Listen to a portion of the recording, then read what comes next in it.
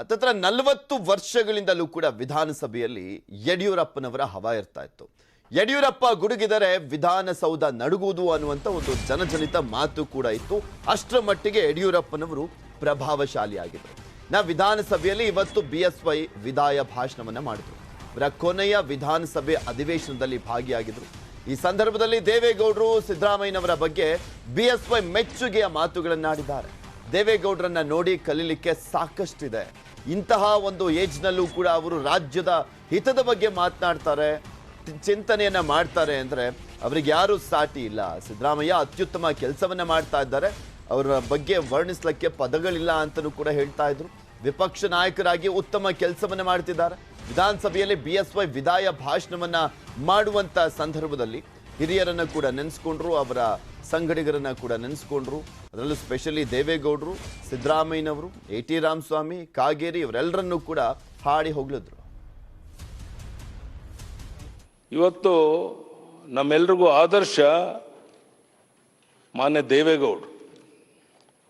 ಸಣ್ಣ ವಿಷಯ ಅಲ್ಲ, ಇವತ್ತೂ ಸಹ ದೇಶದ ರಾಜ್ಯದ ವಿಚಾರಗಳ ಬಗ್ಗೆ ಈ ವಯಸ್ಸಿನಲ್ಲೂ ಸಹ ಚಿಂತನೆ ಮಾಡ್ತಾರೆ, ಮಾರ್ಗದರ್ಶನ ಮಾಡ್ತಾರೆ ಅಂತ ಹೇಳಿದ್ರೆ ಇದಕ್ಕಿಂತ ದೊಡ್ಡ ಆದರ್ಶ ನಮಗೆ ಬೇಕಾಗಿಲ್ಲ. ದೇವೇಗೌಡರನ್ನು ನೋಡಿ ಕಲಿಯುವಂಥದ್ದು ಬಹಳಷ್ಟಿದೆ ಅಂತೇಳಿ ನಾನಾದರೂ ಭಾವಿಸಿದ್ದೇನೆ. ಸನ್ಮಾನ್ಯ ಅಧ್ಯಕ್ಷರೇ, ಇಷ್ಟು ವರ್ಷ ಕಾಲ ಈ ಸದನದ ಒಳಗಡೆ ಇದ್ದು ಕೆಲಸ ಮಾಡೋಕ್ಕೆ ಅವಕಾಶ ಮಾಡಿಕೊಟ್ಟಂಥ ನನ್ನ ತಾಲೂಕಿನ ಜನತೆಗೆ ನಾನು ಚಿರುಣಿಯಾಗಿರ್ತೇನೆ. ಬದುಕಿನ ಕೊನೆ ಉಸಿರುವರೆಗೂ ಸಹ ಅವರ ಸೇವೆಯನ್ನು ಪ್ರಾಮಾಣಿಕವಾಗಿ ಮಾಡುವಂಥ ಪ್ರಯತ್ನವನ್ನು ನಾನು ಮಾಡ್ತೇನೆ ಅನ್ನೋ ಮಾತನ್ನು ಹೇಳ್ತಾ, ಒಬ್ಬ ಅಧ್ಯಕ್ಷರಾಗಿ ನೀವು ಮಾಡಿದಂಥ ಕೆಲಸ, ಮಾಡಿದಂಥ ಮಾರ್ಗದರ್ಶನ ಇಲ್ಲಿರೋರು ಯಾರೂ ಮರೆಯೋಕ್ಕೆ ಸಾಧ್ಯ ಇಲ್ಲ. ಇದನ್ನಾಗಲೇ ಮಾಧುಸ್ವಾಮಿಯವರು ನಮ್ಮ ಮುಖ್ಯಮಂತ್ರಿಗಳು ಹೇಳಿದ್ದಾರೆ.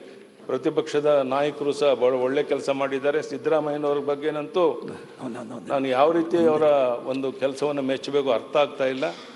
ಬಹುಶಃ ಇಲ್ಲಿ ಬಂದು ನಿಂತಾಗ ಅನೇಕ ಸಂಗತಿಗಳನ್ನು ಸ್ಟಡಿ ಮಾಡಿ ಇಲ್ಲಿ ಬಂದು ಮಾರ್ಗದರ್ಶನ ಮಾಡ್ತಿರುವಂಥ ರೀತಿ ಏನಿದೆ, ಇದನ್ನು ಖಂಡಿತ ಯಾರು ಅಲ್ಲಗಳಕ್ಕೆ ಸಾಧ್ಯ ಇಲ್ಲ. ಅದೇ ರೀತಿ ನಮ್ಮ AT ರಾಮಸ್ವಾಮಿಯವರು ಇರ್ಬೋದು, ಉಳಿದಂಥ ಅನೇಕ ಹಿರಿಯ ಮುಖಂಡರುಗಳು ಇಲ್ಲಿ ಮಾರ್ಗದರ್ಶನ ಮಾಡಿ ಈ ಕೆಲಸವನ್ನು ಮಾಡೋದ್ರಲ್ಲಿ ಯಶಸ್ವಿಯಾಗಿದ್ದೀರಾ.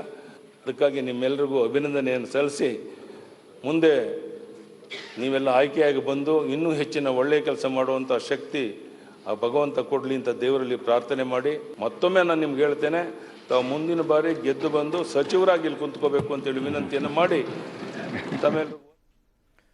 ಯಡಿಯೂರಪ್ಪನವರ ಮಾತುಗಳು ಗಮನಿಸ್ತಾ ಇದ್ರಿ. 1983ರಿಂದಲೂ ಕೂಡ ಆಯ್ಕೆಯಾಗಿ ಬರ್ತಾ ಇದ್ರು ವಿಧಾನಸಭೆಗೆ ಯಡಿಯೂರಪ್ಪನವರು.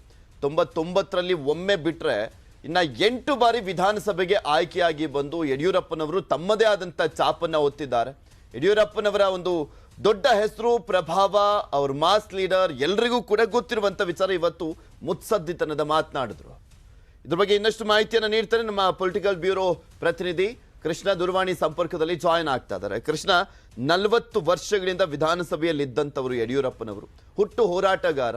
ಇನ್ನು ಮುಂದೆ ಯಡಿಯೂರಪ್ಪ ಗುಡುಗಿದರೆ ವಿಧಾನಸೌಧ ನಡುವುದು ಅನ್ನುವಂಥ ಆ ಮಾತೆ ಇತಿಹಾಸ ಅಂತ ಕಾಣಿಸುತ್ತೆ. ಈಗ ಯಡಿಯೂರಪ್ಪನವರ ಮಾತುಗಳನ್ನ ಕೇಳಿಸ್ಕೊಳ್ತಾ ಇದ್ವಿ, ಯಾವ ರೀತಿಯಾಗಿ ಮುತ್ಸದ್ದಿತನದ ಮಾತುಗಳು ಅಂತ ಅದರಲ್ಲೇ ಗೊತ್ತಾಗುತ್ತೆ.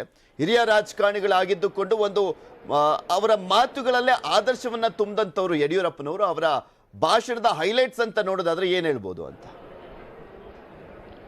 ಖಂಡಿತವಾಗ್ಲೂ ಪೃಥ್ವಿರಾಜ್, ಮಾಜಿ ಮುಖ್ಯಮಂತ್ರಿ BS ಯಡಿಯೂರಪ್ಪನವರಿಗೆ ಈ ಒಂದು ಅಧಿವೇಶನ ಕೊನೆಯ ಅಧಿವೇಶನ ಅಂತಲೇ ಹೇಳ್ಬೋದು.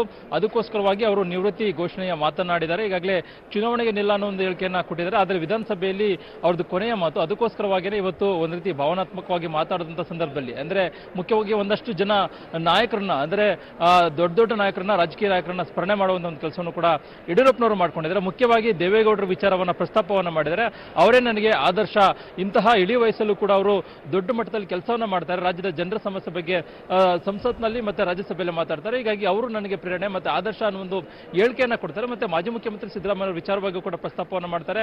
ಯಾಕಂದ್ರೆ ಅವರು ರಾಜ್ಯದ ಜನರ ಸಮಸ್ಯೆಗಳ ಬಗ್ಗೆ ಸ್ಟಡಿ ಮಾಡ್ಕೊಳ್ಳೋದ್ರ ಮುಖಾಂತರವಾಗಿ ಅವರು ವಿಧಾನಸಭೆಯಲ್ಲಿ ಒಂದು ರೀತಿ ಸರ್ಕಾರವನ್ನ ಒಂದು ರೀತಿ ಕಣ್ಣು ತೆರೆಸೋ ಒಂದು ಕೆಲಸವನ್ನು ಕೂಡ ಮಾಡ್ತಾರೆ, ಒಂದು ಹೇಳಿಕೆಯನ್ನು ಕೂಡ ಕೊಟ್ಟಿದ್ದಾರೆ. ಅದ್ರ ಜೊತೆಗೆ ಬೇರೆ ಬೇರೆ ವಿಚಾರಗಳು, ಅಂದ್ರೆ ಈಗಾಗಲೇ ಸ್ಪೀಕರ್ ಕಾಗೇರಿ ಅವರು ಕೂಡ ರಾಜ್ಯ ಬಿಜೆಪಿ ಸರ್ಕಾರದಲ್ಲಿ ಮುಖ್ಯವಾಗಿ ಮಂತ್ರಿಗಳಾಗಬೇಕಾಗಿತ್ತು. ಆದರೆ ಈಗ ಅವರು ಸ್ಪೀಕರ್ ಆಗಿದ್ದಾರೆ.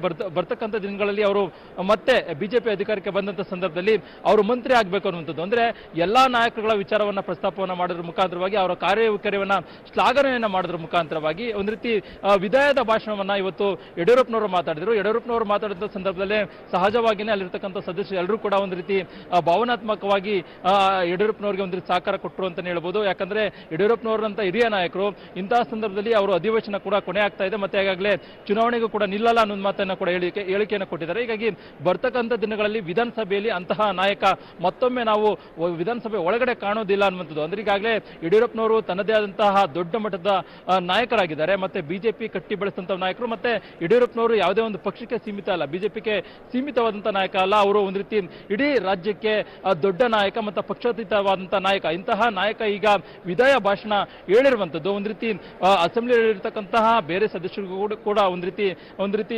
ಭಾವನಾತ್ಮಕವಾಗಿ ಒಂದು ರೀತಿ ಬೇಸರ ತರಿಸಿರುವಂತದ್ದು.